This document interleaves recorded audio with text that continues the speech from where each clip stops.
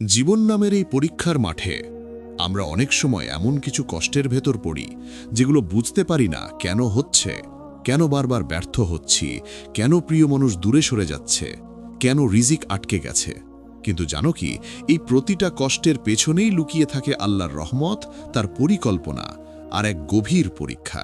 আল্লাহ যখন কারো রিজিক বাড়াতে চান, তখন তিনি আগে মানুষটিকে পরীক্ষা করেন যেন সে বরকতের যোগ্য হয়ে ওঠে। কারণ রিজিক শুধু টাকা পয়সা নয়, রিজিক মানে শান্তি, ভালোবাসা, সম্মান, সুযোগ এবং সঠিক সময় সঠিক মানুষ।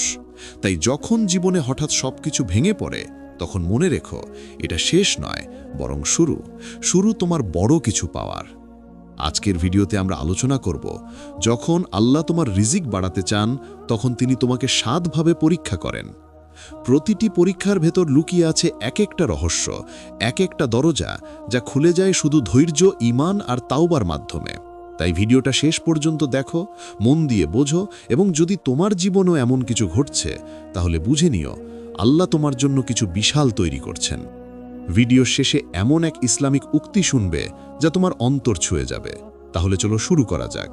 আর যদি তুমি ইসলামিক ও জীবনমুখী এমন ভিডিও নিয়মিত দেখতে চাও, তাহলে ভিডিওটি শেষে অবশ্যই চ্যানেলটি সাবস্ক্রাইব করে পাশে থাকো।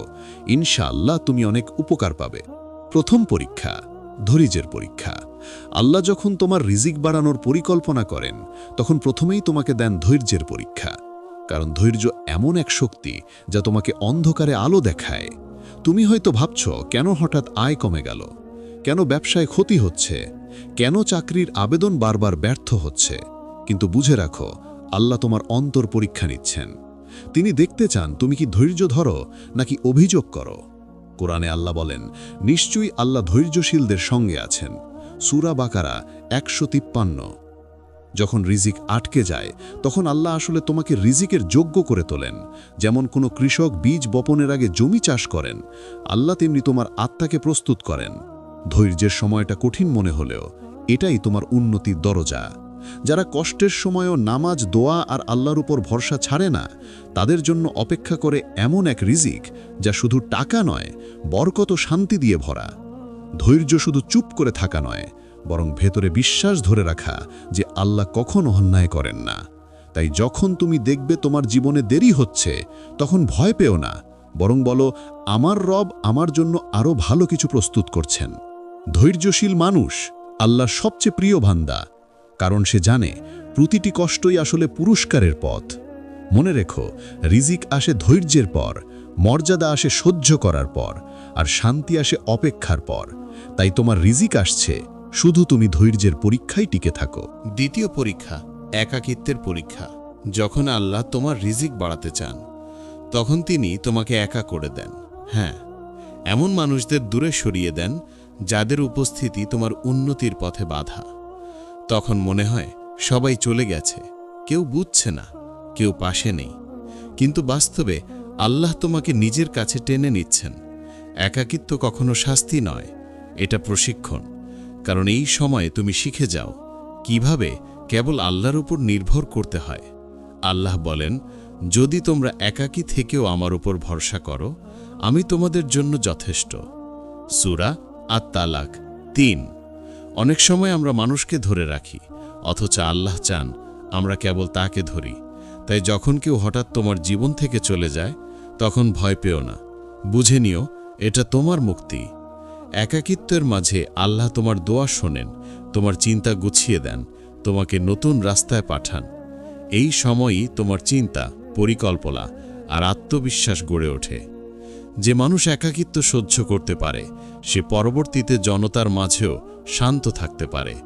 আল্লাহর পরিকল্পনা নিখুঁত।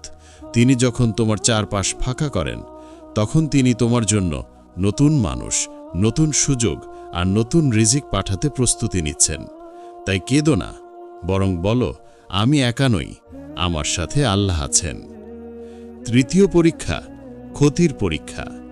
আল্লাহ যখন তোমার রিজিক বৃদ্ধি করতে চান, তখন তিনি কখনো কখনো তোমাকে ক্ষতির মধ্যে দিয়ে নিয়ে যান। হ্যাঁ, এমন ক্ষতি যা তোমাকে কাঁদায়, ভেতর থেকে ভেঙে দেয়, মনে হয় সব শেষ। কিন্তু প্রকৃতপক্ষে কিছু হারানোই তোমাকে বড় কিছু পাওয়ার পথে নিয়ে যায়। আল্লাহ বলেন, আমি অবশ্যই তোমাদের পরীক্ষা করব কিছু ভয়, ক্ষুধা, সম্পদের ক্ষতি, প্রাণের ক্ষতি ও ফলের ক্ষতি দ্বারা, আর ধৈর্যশীলদের সুসংবাদ দাও। সূরা বাকারা 155। এই ক্ষতি কখনো ব্যবসায়, কখনো সম্পর্কে, কখনো চাকরিতে বা সম্পর্কের মধ্যে আসে। তুমি ভাবো সবকিছু শেষ হয়ে গেল, কিন্তু আসলে আল্লাহ তোমার সেই জায়গাটা খালি করছেন, যাতে সেখানে নতুন বরকতের বীজ রোপণ করা যায়। তুমি যদি কখনো কিছু হারাও, সেটা তোমার জন্য এক শিক্ষার সময়। এই সময় তুমি বুঝতে পারো প্রকৃত রিজিক শুধু টাকায় নয়, বরং আল্লাহর সন্তুষ্টিতে। ক্ষতির সময় আল্লাহ তোমাকে শেখান কৃতজ্ঞতা, কারণ যারা হারিয়ে গিয়েও বলে আলহামদুলিল্লাহ, তাদের জন্য আল্লাহ আরও বড় কিছু তৈরি রাখেন। মনে রেখো, তুমি যত বড় ক্ষতি সহ্য করছো, তার চেয়েও বড় পুরস্কার তোমার জন্য অপেক্ষা করছে। ক্ষতি মানে ধ্বংস নয়, এটা পুনর্গঠনের সূচনা। যেমন গাছ ছাঁটা হলে নতুন কুড়ি বের হয়, তেমনি তোমার হারানো জিনিসের পরেই নতুন বরকত জন্ম নেবে। আল্লাহ কাউকে কখনো অযথা কষ্ট দেন না, তিনি শুধু তোমাকে নতুনভাবে গড়ে তুলছেন, যেন তুমি রিজিক পেলে সেটা ঠিকভাবে ধারণ করতে পারো। তাই ক্ষতির মুহূর্তে কাঁদো না, বরং বলো, হে আল্লাহ, তুমি যা নিয়েছ আমি জানি তাতেও তোমার রহমত আছে। চতুর্থ পরীক্ষা, অপমান ও অবহেলার পরীক্ষা। যখন আল্লাহ তোমার রিজিক বাড়াতে চান, তখন তিনি তোমাকে অপমান ও অবহেলার মধ্য দিয়ে যেতে দেন। এই পরীক্ষাটা সবচেয়ে বেদনাদায়ক, কারণ তখন মনে হয় সবাই তোমাকে ভুলে গেছে, তোমার পরিশ্রম কেউ দেখছে না, তোমার মর্যাদা কমে গেছে।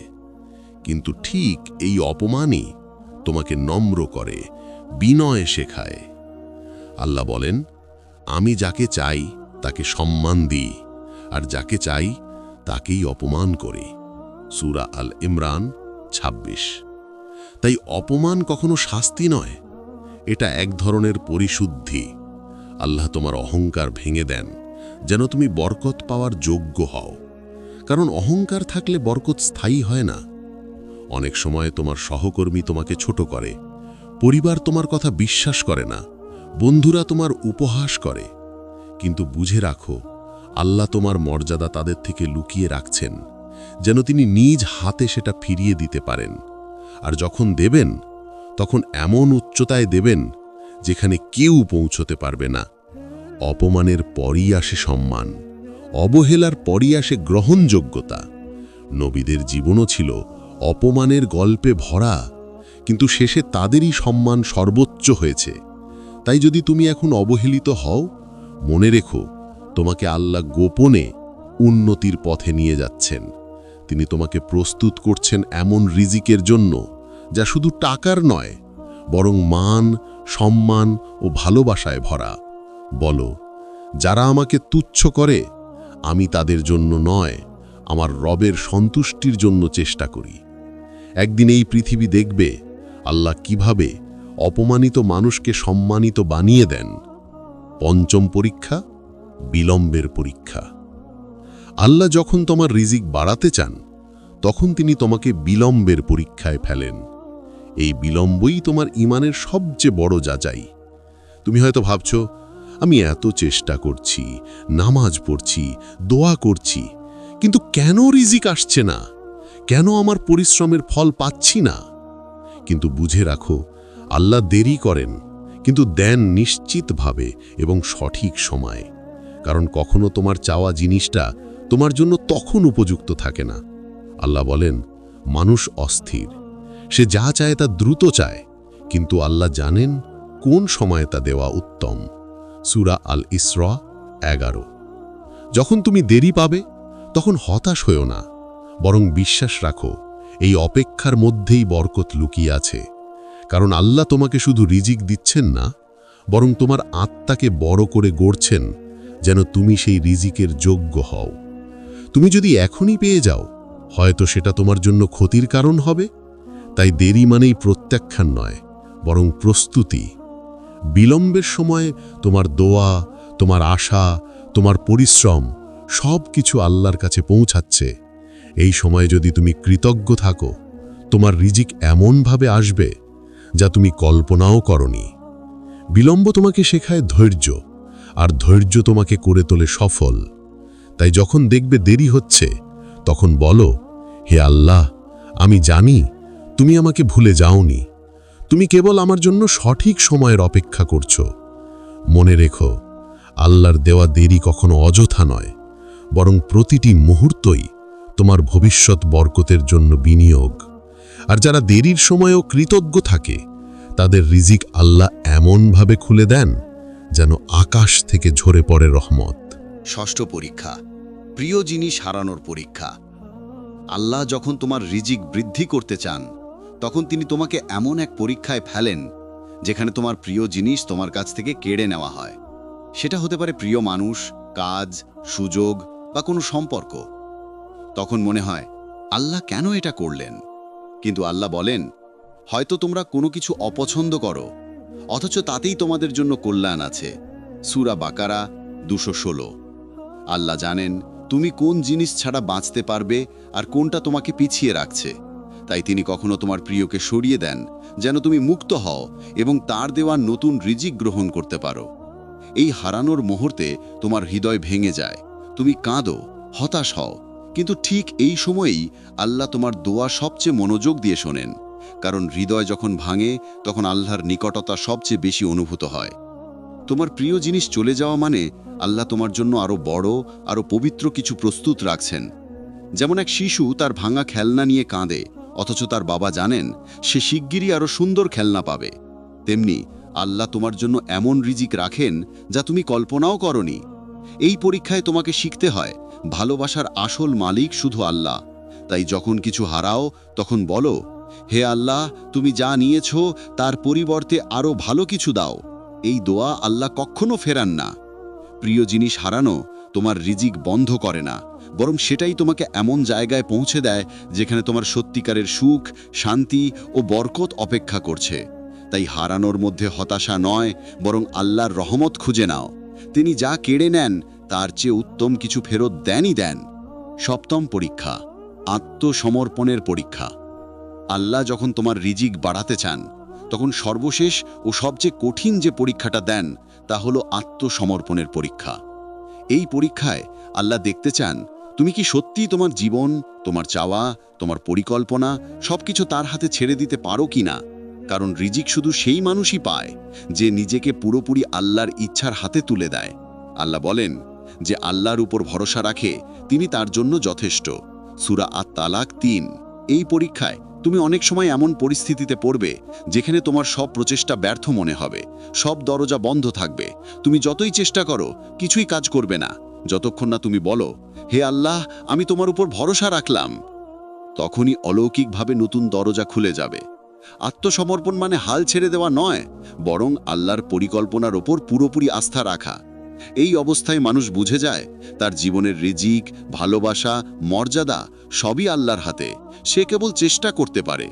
যখন কেউ আল্লাহর ইচ্ছার কাছে আত্মসমর্পণ করে তখন তার চিন্তা দূর হয়, হৃদয়ে শান্তি নেমে আসে, আর আল্লাহ তাকে এমনভাবে রিজিক দেন যা সে কল্পনাও করেনি। আত্মসমর্পণের মাধ্যমে আল্লাহ তোমাকে শেখান বিনয়, আস্থা ও কৃতজ্ঞতা, কারণ আল্লাহর ইচ্ছা তোমার ইচ্ছার চেয়ে উত্তম। তাই তুমি যখন বুঝবে তোমার হাতে কিছুই নেই, তখন কেঁদে বলো, হে আল্লাহ, আমি সব কিছু তোমার উপর ছেড়ে দিলাম। তখনই তুমি দেখবে একে একে সব দরজা খুলে যাচ্ছে, সব বাধা দূর হচ্ছে, আর তোমার জীবনে প্রবাহিত হচ্ছে এক অদ্ভুত শান্তি ও বরকতের স্রোত। মনে রেখো, সত্যিকারের রিজিক শুরু হয় তখনই যখন তুমি নিজেকে পুরোপুরি আল্লাহর হাতে সমর্পণ করো।